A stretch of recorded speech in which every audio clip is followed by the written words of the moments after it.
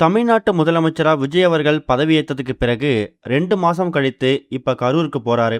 கரூர் கூட்ட நெரிசல் சம்பவத்துல பாதிக்கப்பட்ட குடும்பத்தை சந்திச்சு, அவங்களுக்கு அரசு பணிக்கான அந்த நியமன ஆணையை இன்னைக்கு வழங்க போறாரு. அதனாலேயே இன்னைக்கு சிஎம் விஜய் அவர்களோட இந்த கரூர் விசிட் ஒரு பரபரப்பு நிகழ்ச்சியா பார்க்கப்பட்டு வந்துட்டு இருக்குது.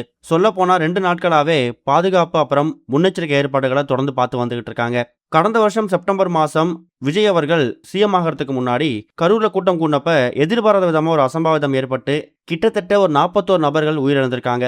அந்த சம்பவம் நடந்து சரியாக ஒரு 10 மாதம் கழித்து இப்ப முதலமைச்சர் விஜய் அவர்கள் முதலமைச்சரா பொறுப்பேற்றதுக்கு பிறகு 2வது மாதம் இப்ப கரூருக்கு நேரடியா போயிட்டு அங்க பாதிக்கப்பட்ட மக்களையும் கரூர் மக்களையும் பார்த்து முதல் ஸ்பீச் கொடுக்க போறாரு.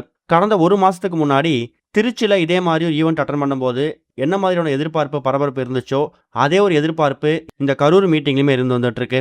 கரூர்ல இருக்கக்கூடிய வெண்ணெய் மலை அப்படின்னு சொல்லக்கூடிய ஒரு பகுதியில ஒரு தனியார் கல்லூரியோட மைதானத்துல தான் இந்த ஒரு கூட்டத்தை ஏற்பாடு பண்ணிருக்காங்க. கிட்டத்தட்ட 10 ஏக்கர் இடம் கொண்ட இந்த இடத்துல 10,000 நபர்கள் வந்து உட்கார முடியுமா. இருந்தாலும் கூட்ட நெரிசலை மறுபடியும் தவிர்க்கணும் அப்படிங்கிறதுக்காக வெறும் 5,000 நபர்களுக்கு மட்டும்தான் அனுமதி கொடுக்கப்பட்டிருக்குது.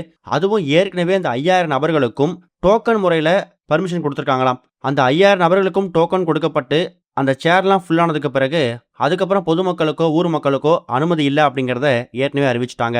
இன்னைக்கு மதியம் சரியாக 12 மணிக்கு சிஎம் விஜய் அவர்கள் கரூருக்கு ரீச் ஆகிறாரு. 12 மணிக்கு மக்களை சந்திச்சுட்டு அதுக்கப்புறமா கரூர் மாவட்ட ஆட்சியை சந்திச்சு அங்கதான் கரூர் கூட்ட சம்பவத்துல பாதிக்கப்பட்டு உயிரிழந்திருக்கக்கூடிய குடும்பத்துல ஒரு நபர்களுக்கும் தனித்தனியா அரசு பணி நியமன ஆணையை வழங்குறாராம். இது போக இந்த கூட்டத்தில் கலந்துக்கூடிய ஒரு நபர்களுக்கும் ஸ்நாக்ஸ் உட்பட எக்கச்சக்கமான பொருட்களையும் விநியோகம் பண்ணியிருக்காங்க. எப்படி விஜய் அவர்கள் சிஎம் ஆனதுக்கு பிறகு திருச்சி மீட்டிங்ல பேசும்போது அந்த பிரச்சார வேன்ல ஏறி பேசினாரோ அதே மாதிரி ஏற்பாடுதான் செய்யப்பட்டிருக்குது. பேசக்கூடிய அந்த இடத்துக்கும் பொதுமக்கள் உட்கார அந்த இடத்துக்குமே கிட்டத்தட்ட ஒரு 100 அடி இடைவெளி விட்டுருக்காங்க. பிரச்சார வாகனத்தில் ஏறி பேசும்போது அதுக்கான முன்னெச்சரிக்கை ஏற்பாடுகள் செய்யணும் அப்படிங்கிறதுக்காக காலையிலேருந்தே பல பாதுகாப்பு பணியில் போலீஸார் ஈடுபட்டு வந்துட்டு இருக்காங்க. இந்த கூட்டத்தில் கலந்துக்கூடிய ஒரு நபர்களும் உள்ளே போகும்போது அவங்க வந்து மெட்டல் டிடெக்டர் மூலயமா செக் பண்ணி அதுக்கப்புறம் தான் உள்ளே அனுமதிக்கப்படுவாங்க அப்படிங்கிறதையும் அறிவிச்சிருக்காங்க.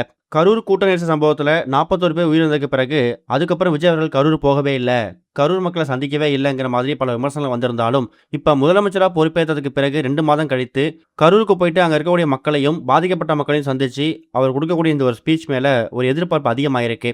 என்ன மாதிரி நலத்திட்ட உதவிகள் செய்ய போறாரு, 10,000க்கு ஒரு தோல் தொழிற்சாலைக்கான அடிக்கலை நாட்ட போறாரு அப்படின்னு தகவல் கிடைச்சிருக்குது. வெயிட் பண்ணி பார்க்கலாம். இதுவரைக்கும் கனெக்டிங் டிவிக்கு சப்ஸ்கிரைப் பண்ணனா மறக்காம சப்ஸ்கிரைப் பண்ணிக்கங்க. உடனடி அப்டேட்ஸ் பெறுவதற்கு நோட்டிஃபிகேஷன் பெல்லையும் கிளிக் பண்ணிக்கங்க.